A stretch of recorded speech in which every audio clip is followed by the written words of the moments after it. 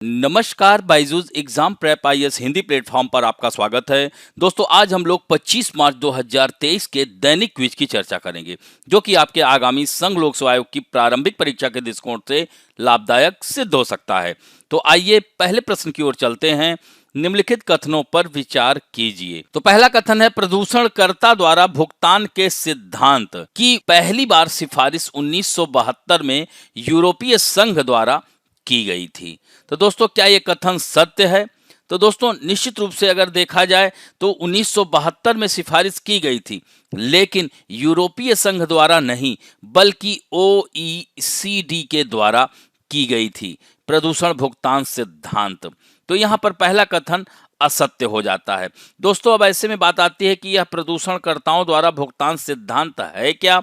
तो पर्यावरण न्याय शास्त्र में एक सामान्य तौर पर स्वीकार्य यह प्रणाली है।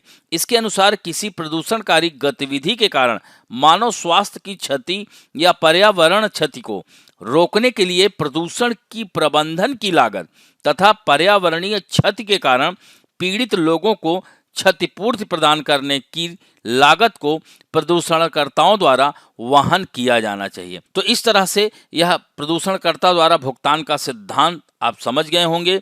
दूसरा है, महाराष्ट्र और केरल में 3 आर्द्र भूमि हैं जिन्हें रामसर कन्वेंशन के तहत अंतरराष्ट्रीय महत्व का माना गया है। दोस्तों, अगर हम बात करें तो भारत में वर्तमान में 75 रामसर स्थल हैं, जिसमें से 3 महाराष्ट्र के, 3 केरल के हैं। तो वह 3 कौन कौन से हैं? अगर देखा जाए तो इसमें महाराष्ट्र में अगर हम बात करें तो यह 3 2020 में नंदूर मधमेश्वर को जो है रामसर स्थल घोषित किया गया था, अंतर्राष्ट्रीय महत्व का स्थल। दोस्तों, उसके बाद थाने क्रीक, ये सुना होगा, मुंबई से थाने ट्रेन गई थी, तो ये थाने क्रीक है। और तीसरा जो है लोनार लेक है, जो कि ज्वालामुखी क्रिया से निर्मित एक झील है। इसी तरह से अगर हम केरल की बात करें तो वेम्बानाड और अस्टाईमुडी लेक और संस्थम कोट्टा झील, इन तीनों को रामसर स्थल घोषित किया गया। तो ऐसे में दूसरा कथन सत्य है, अतः उत्तर केवल बी होगा। इससे संबंधित द हिंदू में आई हुई खबर है, इसको एनवायरमेंट एंड इकोलॉजी के तहत जोड़ सकते हैं। दोस्तों, नई दिल्ली ने नेशनल ग्रीन ट्राइब्यूनल की प्रधान पीठ ने रामसर साइटों के रूप में सूचीबद्ध वेम्बानाड, तो यहाँ पर आप देख सकते हैं, the principal bench of the national green tribunal in New Delhi has slapped a penalty of 10 crore on Kerala government, यानी केरल सरकार पर 10 करोड़ की पेनाल्टी लगाया है। किसने? एनजीटी ने।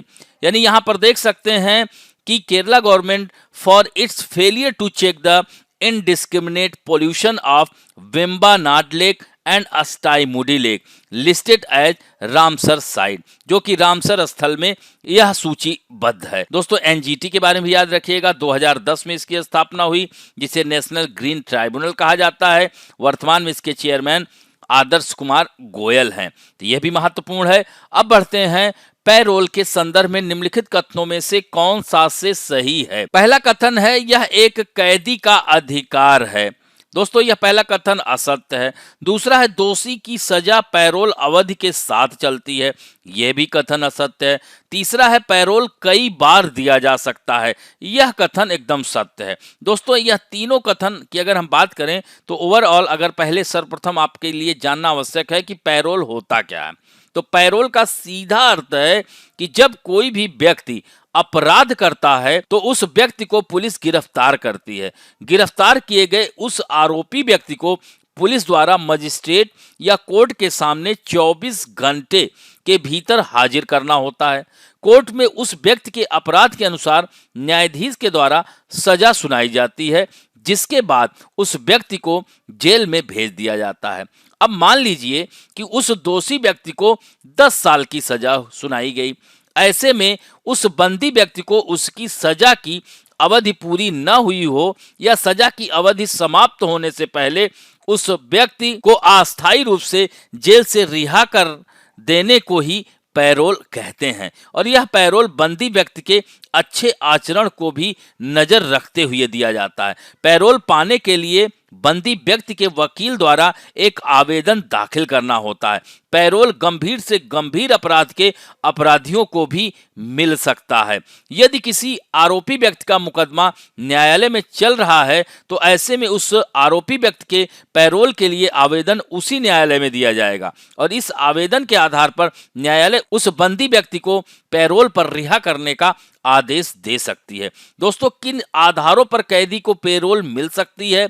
तो पैरोल मिलने के कुछ नियम, शर्तें और आधार हैं जिनके आधार पर ही न्यायालय या जेल प्रशासन के द्वारा पैरोल पर रिहा करने का आदेश दिया जा सकता है। एक मुकदमे के मामले में उच्चतम न्यायालय ने यह कहा कि लंबी अवधि सजा वाले दोषी कैदियों को अस्थायी पैरोल पर रिहा किया जाना चाहिए। यानी टेम्पररी पैरोल का मतलब यह है कि बंदी व्यक्ति को कुछ समय के लिए जेल से रिहा किया जा सकता है और जब यह पैरोल की अवधि समाप्त हो जाती है तो उस व्यक्ति को दोबारा पुलिस द्वारा जेल में भेज दिया जाता है। तो यहाँ पर आप देख सकते हैं ये अधिकार नहीं है। तो पहला दोनों गलत है, तीसरा सही है। तो अतः उत्तर क्या होगा? केवल 3 सी होगा। इससे संबंधित द इंडियन एक्सप्रेस में आई हुई खबर है कि parole days can not be counted as part of sentence period. Top court यानी सुप्रीम कोर्ट ने कहा है, क्या कहा है? यानी सुप्रीम कोर्ट ने कहा है कि जेलों में भीड़ भाड़ को रोकने और संक्रमण फैलने के जोखिम से बचने के लिए कोविड-19 महामारी के दौरान दोषियों को दी गई पैरोल की अवधि को उनकी वास्तविक सजा अवधि के हिस्से के रूप में नहीं गिना जा सकता और इससे बाहर रखा जाना चाहिए। यही सर्वोच्च न्यायालय ने कहा है, इसी वजह से यह चर्चा में आ गया है। तो इसे भी आप लोग जरूर देखिएगा। अब बढ़ते हैं तीसरे महत्वपूर्ण प्रश्न की ओर। निम्नलिखित कथनों में से कौन सा से सही है? पहला कथन है, बाघ संरक्षण प्राधिकरण की सिफारिश तथा पर्यावरण, वन और जलवायु परिवर्तन मंत्रालय के सचिव के अनुमोदन के बिना बाघ अभ्यारण्य की सीमाओं में कोई परिवर्तन नहीं किया जाएगा। दोस्तों, यह कथन असत्य हो जाता है। क्यों? क्योंकि बाघ संरक्षण प्राधिकरण की सिफारिश और राष्ट्रीय वन्य जीव बोर्ड के अनुमोदन के बिना बाघ अभ्यारण्य की सीमाओं में कोई परिवर्तन नहीं किया जा सकता है। और यहाँ पर क्या कह रहे हैं कि सिफारिश पर्यावरण, वन एवं जलवायु परिवर्तन मंत्रालय के सचिव के बारे में कहा जा रहा है, जबकि यहाँ पर क्या है कि बाघ संरक्षण प्राधिकरण की सिफारिश और राष्ट्रीय वन्य जीव बोर्ड का अनुमोदन होना चाहिए। तो यही कारण है कि यह पहला कथन असत्य हो जाता है। दूसरा है, प्रोजेक्ट टाइगर भारत सरकार द्वारा भूतपूर्व प्रधानमंत्री इंदिरा गांधी के कार्यकाल के दौरान शुरू किया गया एक बाघ संरक्षण कार्यक्रम है। दोस्तों, यह कथन सत्य है क्योंकि 1973 में तत्कालीन प्रधानमंत्री इंदिरा गांधी थी, तो उन्हीं के कार्यकाल में यह प्रोजेक्ट टाइगर लाया गया। और तो भारत का पहला प्रोजेक्ट टाइगर जो था वह कॉर्बेट नेशनल पार्क था। कहां पर? उत्तराखंड में अवस्थित है। तो दोस्तों, दूसरा कथन सत्य है। तीसरा है, यह पर्यावरण मंत्रालय की केंद्र प्रायोजित योजना है। दोस्तों, यह भी कथन सत्य है क्योंकि प्रोजेक्ट टाइगर पर्यावरण, वन एवं जलवायु परिवर्तन मंत्रालय की एक केंद्र प्रायोजित योजना है जो बाघ राज्यों को निर्दिष्ट बाघ अभ्यारण्यों में बाघ संरक्षण के लिए सहायता प्रदान करती है। तो ऐसे में तीसरा कथन सत्य, अतः उत्तर 2 और 3 होगा, यानी उत्तर बी होगा। इससे संबंधित द इंडियन एक्सप्रेस में आई हुई खबर है, इसको भी एनवायरमेंट एंड इकोलॉजी से जोड़ सकते हैं। 50 इयर्स ऑफ प्रोजेक्ट टाइगर, यानी प्रोजेक्ट टाइगर के 50 वर्ष पूरे हुए, जिस पर 3 दिवसीय कार्यशाला रखी गई है। भारत के प्रधानमंत्री इस कार्यशाला को संबोधित करेंगे। इस पर सिक्के भी जारी किए जाएंगे। दोस्तों, और इसके साथ साथ India consider translocating a few big cats to Cambodia. तो दोस्तों, अभी आप लोगों ने पिछले सितंबर में देखा होगा कि अफ्रीकी चीतों के अपनी तरह के पहले ट्रांस कॉन्टिनेंटल ट्रांसलोकेशन की सफलता के बाद भारत अब नवंबर से बातचीत कर रहा है। कंबोडिया के साथ भी एक समझौते ज्ञापन पर हस्ताक्षर किया है ताकि देश में बाघों के पुनरुत्पादन के संबंध में सभी तकनीकी विवरणों और ज्ञान के साथ सहायता की जा सके। तो इस तरह से दूसरा देश कौन होगा? कंबोडिया होगा। तो इस तरह से देख सकते हैं यहाँ पर कुछ इसमें फैक्ट दिया गया है। प्रोजेक्ट टाइगर 1973 में स्टार्ट हुआ था। जिम कॉर्बेट नेशनल पार्क पहला था और दोस्तों शुरुआत में इसके तहत 18,278 वर्ग किलोमीटर फैले 9 अभ्यारण्य लाए गए थे। अभी भारत में 75,000 वर्ग किलोमीटर से अधिक क्षेत्र में फैले 53 बाघ अभ्यारण्य हैं और करीब 3,000 इनकी संख्या है, जो विश्व के 70% आबादी से अधिक मानी जाती है। अब बढ़ते हैं दोस्तों चौथे प्रश्न की ओर। एबेल पुरस्कार के संदर्भ में निम्नलिखित कथनों में से कौन सा से सही है? एबेल पुरस्कार प्रकांड अंतरराष्ट्रीय गणितज्ञों को प्रति वर्ष दिया जाता है। दोस्तों ये कथन एकदम सत्य है। इसे गणित का नोबेल पुरस्कार कहा जाता है। दोस्तों इसे वर्ष 2002 में इसकी स्थापना हुई थी इस पुरस्कार की। और दोस्तों आपको बता दें कि इसका नाम नील्स हेनरिक एबेल के नाम पर रखा गया है, जिन्हें नॉर्वे का सबसे बड़ा गणितज्ञ माना जाता है। इसकी स्थापना नॉर्वे द्वारा वर्ष 2002 में नील्स हेनरिक एबेल्स की 200वीं जयंती के अवसर पर की गई थी। एबेल पुरस्कार नॉर्वेजियन संसद के शिक्षा मंत्रालय की ओर से Norwegian academy of science and later द्वारा दिया जाता है। तो दोस्तों यह भी महत्वपूर्ण था। दूसरा कथन है यह नॉर्वे सरकार की ओर से Norwegian academy of science and letters द्वारा प्रदान किया जाता है। तो दोस्तों यह कथन हालांकि सही हो गया, तो अतः उत्तर सी होगा। इससे संबंधित द इंडियन एक्सप्रेस में आई हुई खबर है और दोस्तों यहां पर हमने इसके बारे में कुछ पॉइंट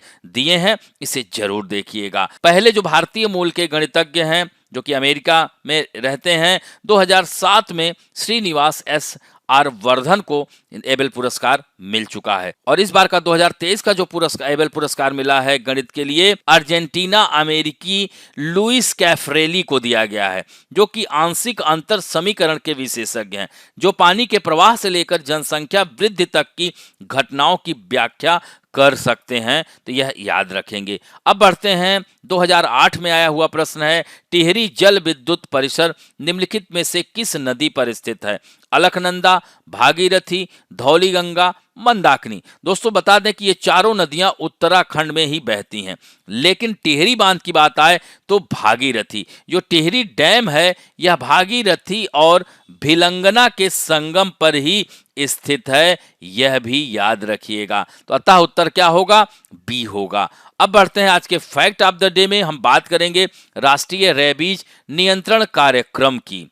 तो दोस्तों government of India launches national rabies control programme for prevention and control of rabies, यानी रेबीज के नियंत्रण और उससे बचाव के लिए राष्ट्रीय रेबीज नियंत्रण कार्यक्रम भारत सरकार शुरू कर रही है। तो इसमें आप देख सकते हैं कि एज पर information receive from national centre for disease control, ministry of health and family welfare, the strategy of national rabies control programme are as follow. यहां पर देख सकते हैं provision of rabies vaccine and rabies immunoglobulin through national free drug initiative, यानी यह कह सकते हैं कि राष्ट्रीय मुक्त दवा पहल के माध्यम से रेबीज वैक्सीन और रेबीज इम्यूनोग्लोबुलिन का प्रावधान इसमें किया गया है। इसी तरह देख सकते हैं creating awareness about rabies prevention, यानी रेबीज की रोकथाम के बारे में जागरूकता पैदा करना।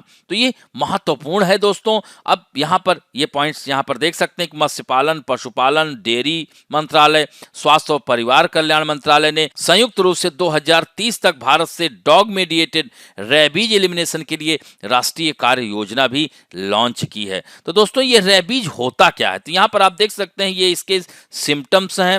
रेबीज की बात किया जाए तो रेबीज एक संक्रामक बीमारी है जो मनुष्य सहित सभी प्रकार के गर्म खून वाले जीवों को प्रभावित कर सकती है। यह विकार संक्रमित जानवर की लार द्वारा प्रेषित होता है और इसे न्यूरोट्रॉपिक लाइसीसीवर्स वायरस के कारण होता है, जो कि लार ग्रंथियों और केंद्रीय तंत्रिका तंत्र को प्रभावित करता है। वायरस संक्रमित पशुओं को काटने और खरोंचने से यह मनुष्य में फैलता है। दोस्तों अगर WHO की बात की जाए तो दुनिया भर में हर साल करीब 60,000 लोग रेबीज के कारण मरते हैं। इनमें से 90% को रेबीज से संक्रमित कुत्ते के काटने से रेबीज होता है।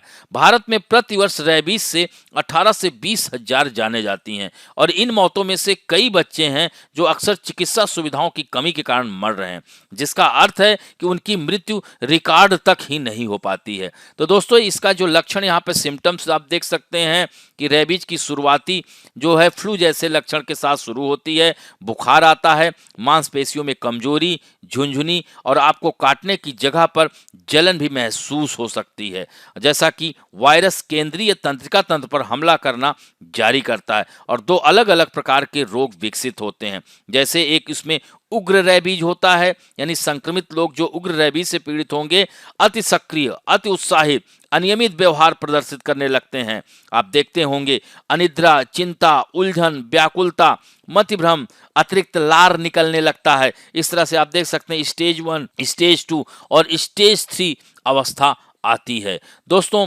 दूसरा जो है पैरालिटिक रेबीज, तो रेबीज का यह रूप लेने में अधिक समय लगता है, लेकिन प्रभाव उतना ही गंभीर होता है। संक्रमित व्यक्ति धीरे धीरे पैरालाइज हो जाता है, अंततः कोमा में भी जा सकता है, वह मृत्यु भी हो सकती है। तो दोस्तों, विश्व स्वास्थ्य संगठन के अनुसार रेबीज के 30% मामलों में पैरालिटिक रेबीज ही होता है। तो यह देख सकते हैं कि कितना घातक है। सरकार इसके लिए कार्य कर रही है। दोस्तों, आज के लिए आप लोगों के लिए पहला प्रश्न है कि पीलिया, दोस्तों पीलिया या जॉन्डिस रोग से शरीर का कौन सा भाग प्रभावित होता है।